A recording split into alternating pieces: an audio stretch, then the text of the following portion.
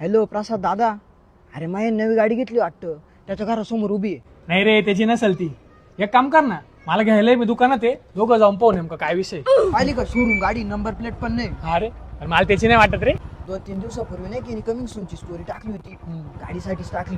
Top model दिसतंय रे. प्रसाद काय रे? अरे रोशनकडे चाललो होतो. रोशनच्या घरी. कॉल केला होता मी त्याला मागाशी. तो गावाला गेलाय ना? गावाला गेलाय? नाही आलाय रोशन, आलाय.